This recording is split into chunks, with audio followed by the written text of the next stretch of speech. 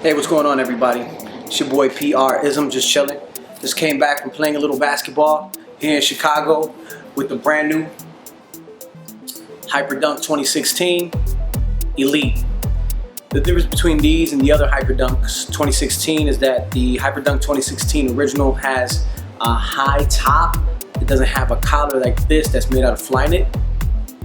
The entire shoe, in fact, is made out of fly knit on the Hyperdunk 2016 Elite, which is the reason why the price point is a little bit higher than your typical Hyperdunk shoe. I took down a couple of notes for everybody just in case you were interested in purchasing this shoe. Generally, I like it, and I would score this one about an 8 out of 10 overall. You know, it would probably have gotten a 9, but there was a couple of 9 pointers instead of 10 pointers that I equated to a total of 8. And one of those is going to be some of the materials that are used. Now, naturally, with the fly knit is a really cool material to use for a basketball shoe. In fact, I didn't hate it at all. Actually, I liked it. I enjoyed it. Very similar to when I was using the Kobe 9 Elite. It's a fly knit material. The difference that they did with this particular shoe is that the front portion was a little bit more glue, so it was harder at the toe. Whereas with the Hyperdunk 2016, you'll notice that the toe really has a nice, soft, flexible front, even though the materials are a little bit more durable than the Jordan 29, where we see here the toe is extremely flexible. I mean, you could really just dent that in. I personally love the Jordan 29 as far as the materials go because it's a fly woven. It's not a fly knit. So that's a little bit of a difference between what we see here with the fly knit. The difference and the reason why I wanted to make that comparison is because the Kobe 9 Elite is really glued pretty hard up front, so it creates a little bit more stiff toe than the Hyperdunk 2016, where the toe is a lot more flexible and definitely more soft. So, you know, as far as the materials go, pretty cool. This collar, don't expect it to give you any support. It just so happens that with this collar, I rolled my ankle earlier. I was given a pick. Somebody set a pick in front. My player moved to his left and then cut to his right. As I moved to my left, it's like I almost, you know, he almost rocked me in a way because I decided to plant my foot to move back with him. As I moved to the left, I decided I was gonna cut back to the right. And as I did that, I kind of short stepped, and this part right here, I hit and I rolled over. And I haven't rolled my ankle, I wanna say, in years. Even in, you know, these, which are the Jordan 28, which again have a very soft collar, there's no ankle support per se. In fact, even on these Kobe 9 Elites, people are like, is the ankle support good? No, it's not the ankle support per se. It's a very soft material as well. But you'll notice the lacing system goes all the way up to the top. So it does kind of lock down the shoe in a different way than the way you would see this Hyperdunk 2016. The lockdown stops right at this lacelet here, which is right at the top of the instep. So right at the base of the ankles, where you see the bottom of the lockdown kind of bring you back into this heel portion here, but there's no real lacelet system over this ankle portion. So that's the reason why this material is almost inconsequential, but it's not inconsequential. Why is that? Because this holds your foot into the shoe as a whole. So it's basically makes the shoe part of your leg, not just part of your foot, if that makes sense, which I appreciate about high tops. When I was younger, there was a lot of Nike that came out that were Force or Air Force. These were a much higher collar basketball shoe. And now you have shoes like Hyperfuse and some of the Kobe's, some of the low top Elites, things of that nature that are all low top shoes. I tried some CP3s. I liked the traction on them, but the low top nature of the shoe, it's a mental thing. I like to have that high top, and this does something, you know, as far as making the shoe part of your full leg as opposed to just being wrapped around your ankle and having that free portion of the ankle. Now, where we went wrong with materials on the collar was that there are some perforations here you can partially see them right at the ankle, which allows some breathability. However, when you try to pull the shoe up on top, I heard like a little kind of a ripping almost, and I don't want to yank them too hard. So what I've done is I actually decided to roll them down kind of like a sock over themselves, similar to a sock, and then I pop my foot in there and I just kind of pull them up. But again, I was still a little bit weary about tearing them right at the ankle portion, which obviously I didn't want to do that to a one-day-old shoe. So to speak, this is supposed to be the setup for somebody who's kind of more of a quick guard and wants a low top feel. And these, when you set it up this way, it's supposed to be for somebody who wants to, you know, grab boards and or play in the post, more of a forward style play, small forward style play, which is pretty cool. I enjoyed that as well. But that brings me into the setup about the full length air sole. So the full length air sole, the setup here is a little bit different from what I'm used to. I've been playing for the past 3 years in Jordans. So I have the Jordan 28 here. As you can see, you have that big air bubble set up here. And then you have the flight plate, which, as you'll notice, doesn't really touch the floor. It's literally two separate portions that go boom, boom, boom, boom as you walk. Then you have an unlocked air sole in the rear. I like this setup a lot. I really do, because this gives you a little bit of a bounce back. These are a little softer than what you see on the 29s. The 29s were set up a little bit more durably in this aspect that they wouldn't pop, because a lot of people were having complaints regarding popping of the air bubbles on the 28s. I know for a fact that's accurate because I went through about 2 or 3 pairs of 28s. That's how much I like the shoe, but I did pop several of the air bubbles here in the front portion, one in the back. Whereas the Hyperdunk 2016, you have a full length air sole, which is cool, but I'm not used to the setup because I went up to explode, and what I do is when I get past the person guarding me, I'll go ahead and do a down step, and I have a power move where I jump off both legs and I just explode up toward the rim. And when the center steps up to try to guard me, I'll roll it around and just finger roll right into the basket.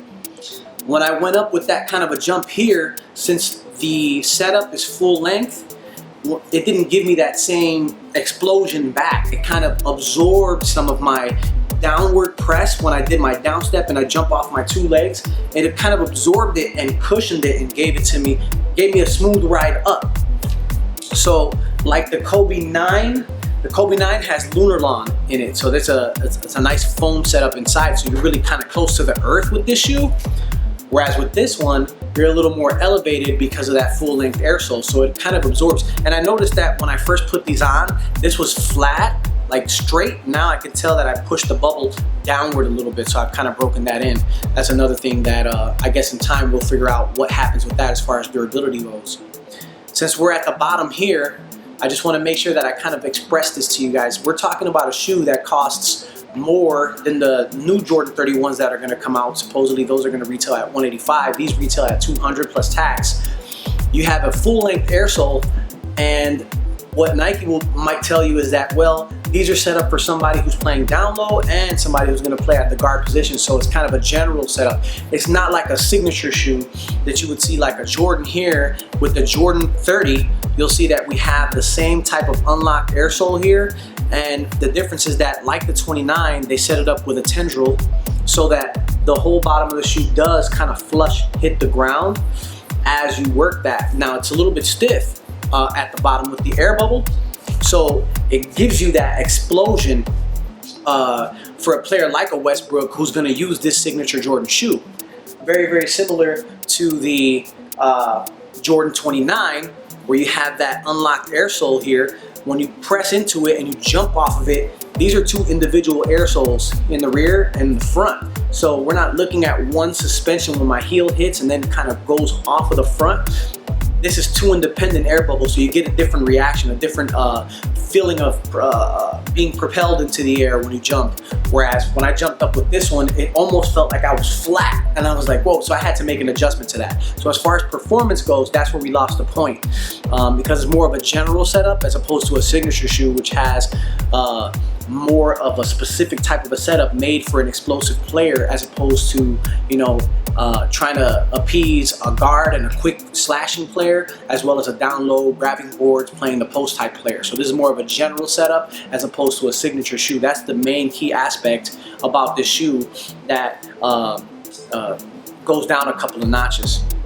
I took some notes over here about the shoe, and you know, the break-in time, that's one of the things that I was talking about regarding my notes here. The break-in time is, so far I've only had them a day. At first, what I can say is that right over on the top of the instep, just like any pair of Huaraches, you know, that have that inner booty on top, or some Prestos, running shoes, for example, these are all shoes that are kind of a singular body, similar to this, all put together in one, very little seams.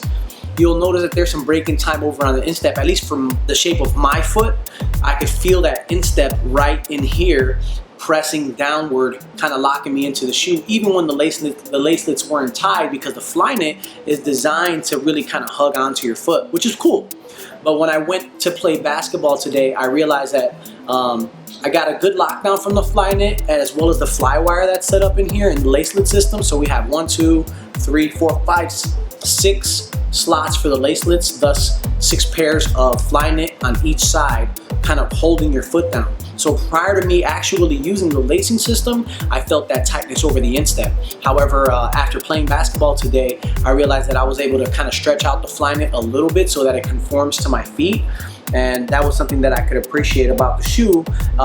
I did have to go a size down in this shoe, so people will tell you that they're true to size. For me, I can't say that that's accurate. In fact, every single shoe that I wear, I have a Jordan 30, I got the 29, I got the 28s. These are all size 10.5. In fact, I tried to go, when I bought my very first pair of 28s, I bought them in an 11 because I didn't know if they were going to be true to size, and they were too large. But I never knew that the experience was going to be so unique when I went down a half size to a shoe that actually fit my foot in the way that this shoe is meant to fit, because of the way the collar system really locks you down into the shoe. Now, that's something that I really realized about the 28, is that the collar's not inconsequential or insubstantial like this, in the aspect that when you zip it up, it really locks you into the air bubble. This really just kind of holds the shoe onto your leg and foot as one. So that's a pretty cool setup as well.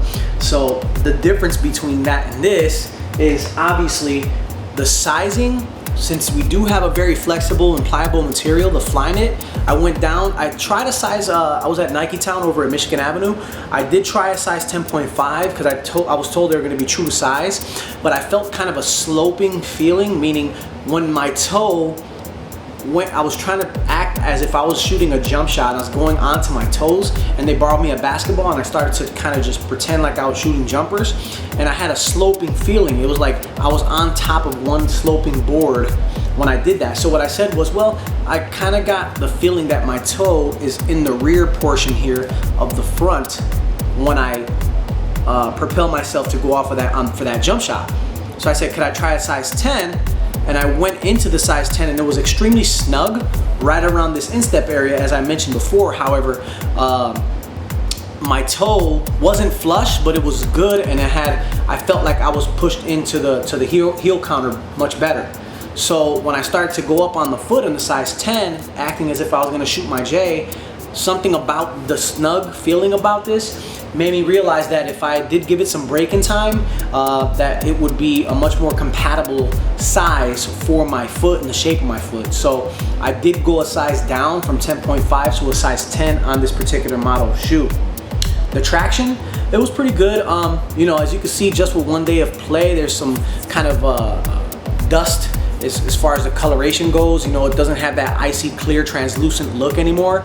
It's dusty based on the dusty court. To be perfectly honest with you, I probably wiped my shoes probably 9 or 10 times in the course of about 5 or 6 games. So it wasn't that much of a problem in the court that I was in, but you would be able to tell the difference when you wipe them down. You'll get immediate traction response as far as this traction setup goes. So being that it is a translucent outsole, it does pick up a couple of portions of dust and you know, rocks and things like that get into the traction pattern.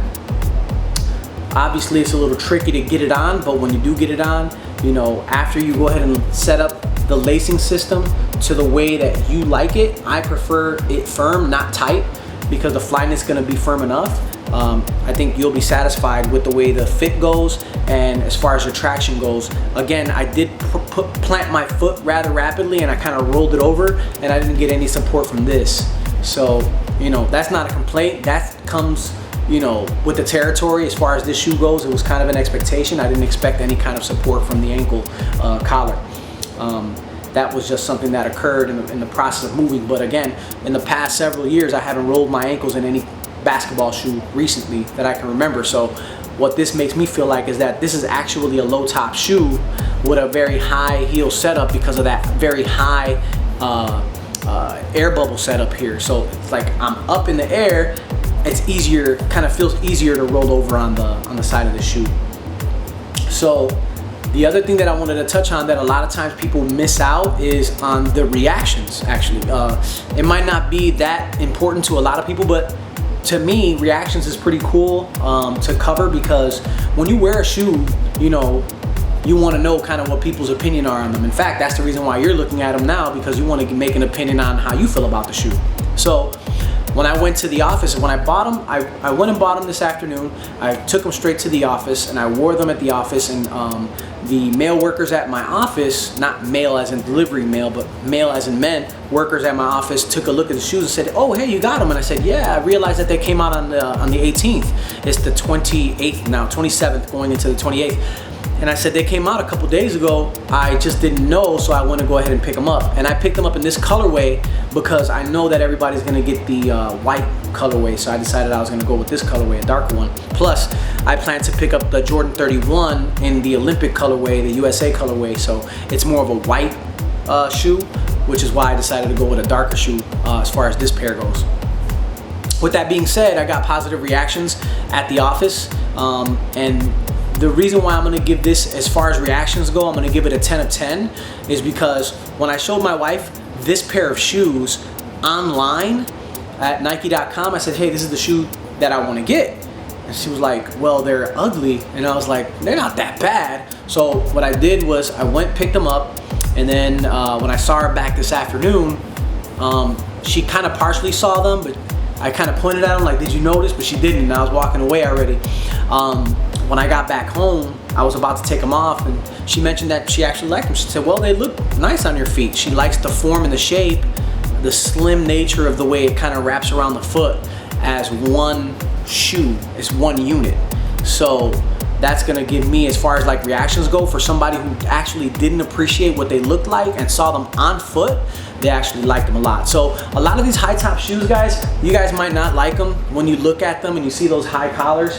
Well, they're not, it's not necessarily for me. But to be perfectly honest with you, the reactions are pretty positive overall. So, and now we get to the pricing. Pricing, $200 for a shoe that is not a signature shoe, that's set up for a general style of play, meaning an individual who could be a forward player and play down in the post and or grabbing rebounds and post play, or wrap that collar down and, you know, for a more quicker, agile guard. The way this is set up, it's not set up for that specific type of explosion. It's set up for more of an absorption of impact. So it gives you a nice smooth ride like the Kobe 10 Elites do, as opposed to more of an explosive reaction like a Jordan shoe that's made for an explosive player, a signature shoe. So this is the reason why I don't agree with the price point being at a $200 plus tax price point. This is an Elite, yes. It does have a nice setup with the full length air sole, yes. It does have great materials, yes. We all know that Flyknit material does not cost a lot, but beside the point, it's more the fact that since it is not a signature shoe and it's not made for that explosive player, it's not made for a specific type of play, it's made for a general style play. This is gonna be, as far as pricing goes, I would say wait for it to go on sale. Some people might not like it, so they might drop the price to like $180 or $169 in a couple of months on Nike. But me, I like to get them when they come out and play basketball with them so I can see, you know, how they perform. That's the main thing, I guess. Let me see. Yeah, I guess that's pretty much it as far as the overall scoring goes, and this is the reason why I scored it at 8 of 10 as opposed to a 9 of 10, because there was a couple of things that went down to an 8.